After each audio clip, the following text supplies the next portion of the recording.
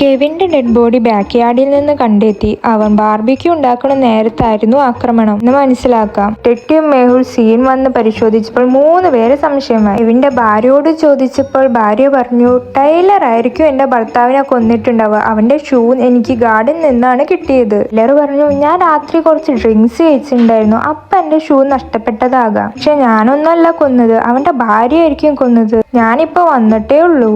അവൻ പെട്ടെന്ന് തന്നെ ബാർബിക്യൂന്റെ ഉള്ളിൽ കൈയിട്ടിട്ട് ഒരു ഇയറിംഗ് എടുത്തു. എന്നിട്ട് പറഞ്ഞു, ഇവന്റെ ഭാര്യ ആയിരിക്കും കൊന്നിട്ടുണ്ടാവുക, കണ്ട ഇയറിംഗ് കണ്ടോ എന്ന്. പിന്നീട് മെയ്ഡിനെ ചോദ്യം ചെയ്തപ്പോൾ അവൾക്ക് ഒന്നും തന്നെ അറിയില്ല, അവളല്ല കൊലയാളി എന്ന് പറഞ്ഞു.